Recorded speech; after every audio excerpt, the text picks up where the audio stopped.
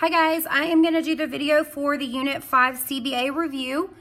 Just like I've told you the last couple of times we've taken a test, every single question on the review is almost exactly like one of your questions on the test. So all the questions are very similar to how they're going to be asked on the test. Number one, it says Sally is selling homemade cookies. When you purchase 3 boxes, you get a total of 15 cookies. Which scale factor would be used to find out how many boxes you get if you purchase a total of 90 cookies? So we are going to be talking about boxes over cookies. They told us that in 3 boxes you get 15 cookies. And it says, what scale factor would you use if you were trying to solve and find how many boxes you get for 90 cookies? Sorry, it's the alarm or the 1-minute music is going on. So there, I have background music now. So I have 15 times what number? This number is going to be your answer. So if I take and divide 90 by 15, 15 goes into 90 6 times. So my scale factor here is going to be 6. So my answer is 6.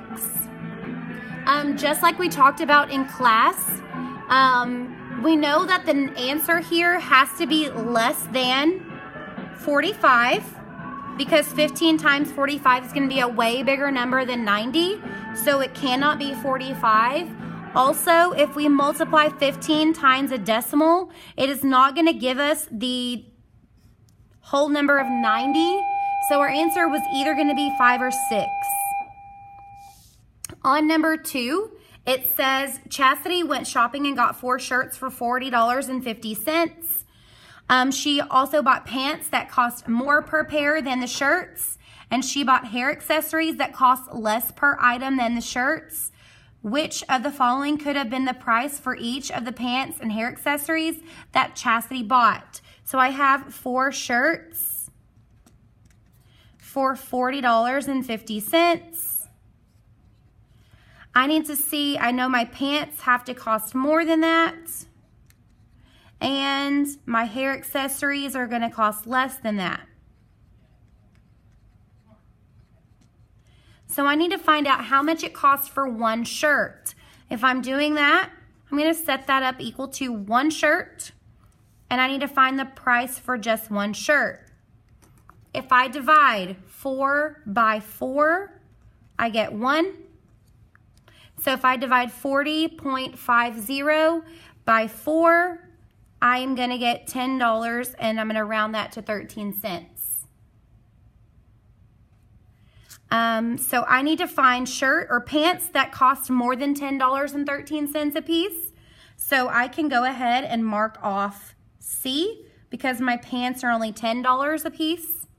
And then my hair accessories have to cost less than $10.13. So A, my hair accessories cost more, and D, my hair accessories cost more, so my answer is B. On number 3, it says for question number 2, state whether the answer choice is correct or incorrect and why. A is incorrect because my hair accessories were more than $10.13. B was correct because the pants were more than the shirts and the hair accessories were less than the shirts. C is incorrect because the pants were less than the shirts. And then D was incorrect because the hair accessories were more than the shirts.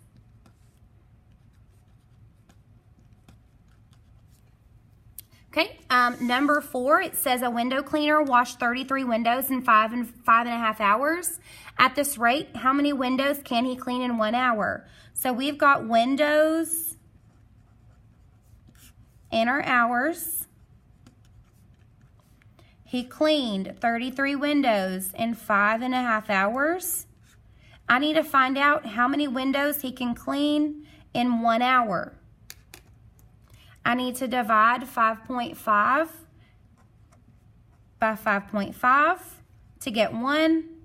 So then I have to divide 33.3 by 5.5, and that will give you 6. Okay, on the back of that, we've got number 5. Says the shaded area on the grid represents the part of the concrete patio that has already been poured. Each square on the grid has the same number of same dimensions. What percent of the concrete patio has already been poured? We have to first set this up as a fraction. So I need to write the part that has been shaded. So that's 15 total have been shaded out of 40 total squares. And I have to change that to a decimal first. So 15 divided by 40.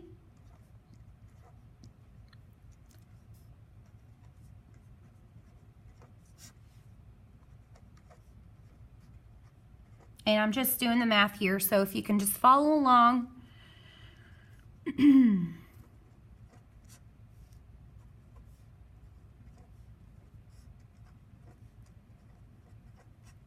Okay, so my decimal is 375 thousandths. So to change 375 thousandths to a percent, you have to multiply by 100. I have 1, 2, 3 decimal places. So 1, 2, 3 decimal places. So that makes my percent 37.5%. So C is what percent of the concrete patio has already been poured. On number 6, it says Miss Young surveyed a group of 6th grade boys about their favorite video game.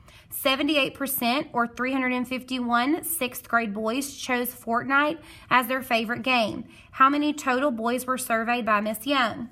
So our part whole percent, we know we are solving this using a percent proportion because it asks for a percent or it gives us a percent. Our percent is 78. Our part is 351 because it asks for the total number of boys. That's what we do not know. So if we set that up as a percent proportion, we have 351 over what we don't know is our whole equals 78 over 100. Always our percent is over 100. Then we multiply 351 times 100. You get 35,100. You divide by what's left over, and your answer should be 450.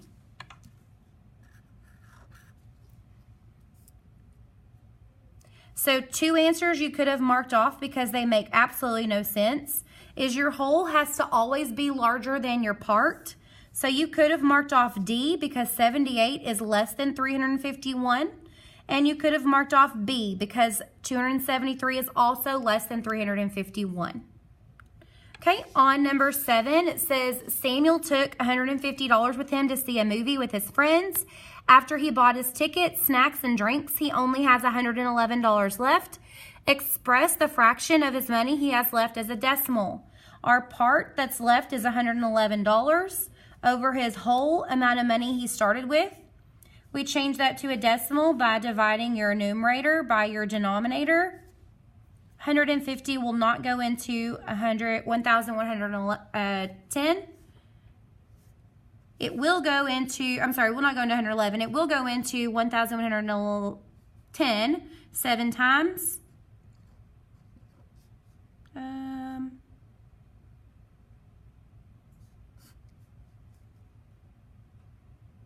That should be 5. So 1,110 minus 1050 is 60. Add a 0 and bring it down. So 150 goes into 600 4 times. So our answer is 74 hundredths, and you must bubble that in. You can add the 0 over here if you want to, but it's not necessary. Okay, number 8 says there are 125 regular M&Ms and 95 peanut M&Ms in Grandma's candy dish. Of those M&Ms, 42 regular M&Ms are blue and 35 peanut M&Ms are blue. What percentage of the M&Ms are blue? I'm looking for part, whole, percent. My part is going to be the number that are blue. So 42 plus 35, which is 77.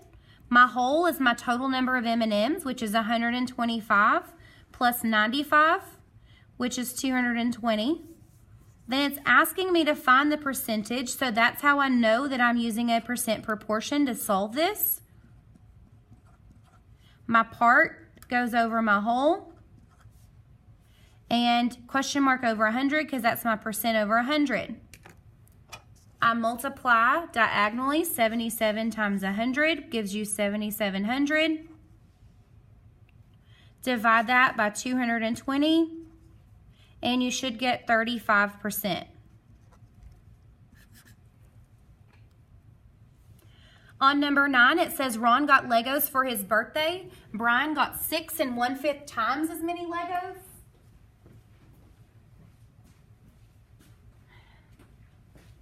Sorry, I had to turn my light back on. So it says Ron got Legos for his birthday. Brian got 6 1/5 times as many Legos for his birthday. Express 6 1/5 as a percent in a decimal. 6 is a whole number, so where my decimal is, my 6 is going to go to the left, and all I have to change is 1/5 to a fraction, or from a fraction to a decimal. 1/5, changing that to a decimal. 1 goes inside the house. 5 goes outside the house. 5 cannot go into 1, so you put a 0, add a decimal and a 0, bring your decimal up. 5 goes into 10 2 times. So I add my 2/10 to my 6, which makes that 6.20. This one, A, does not have a whole number. B also does not have a whole number. So I'm looking at C, which is 6.20, and D, which is 6.20. If I multiply this by 100, I have 1 2 decimal places, 1 2 decimal places, so I have 620%. So D is my answer. When you have a whole number, your percent is going to be more than 100%. Okay, on number 10, it says Walmart surveyed a group of customers to find their favorite day to grocery shop. They had to choose between Friday, Saturday, and Sunday. The results of the survey are shown on the graph below. Based on the graph, how many customers would be expected to choose Saturday or Sunday as their favorite day to shop if there were 300 customers surveyed? So I'm going to go up here, and I've got Friday. There were 45 people surveyed, or I'm sorry, there were 45 people that chose Friday. There were 35 that chose Saturday, and then there were 20 that chose Sunday. If I add those together, it's going to give me the total number of people surveyed, and that is 100. So if I'm writing this out as my proportion, there's no percent. It's not asking for a percent. It doesn't give me a percent. So it's not a percent proportion. It's just a rate and a ratio proportion. So I'm going to be talking about the people that chose Saturday or Sunday over the total number of people that were surveyed. So I have Saturday plus Sunday, which is 55, over the total number, which is 100. Then they want me to find out how many people would have chosen Saturday or Sunday if there were 300 people surveyed. In order to get from 100 to 300, I have to multiply by 3. So 55 times 3 will give you 165. There is your answer. Okay, last but not least, we have number 11. It says convert 3.75 kilograms to milligrams. So first I have to convert my kilograms to grams. In 1 kilogram, there are 1,000 grams. If I multiply 3.75 times 1,000, you should get 3,750 grams. Then I've got 3,750 grams, and I'm going to convert that to milligrams. In 1 gram, there are 1,000 milligrams.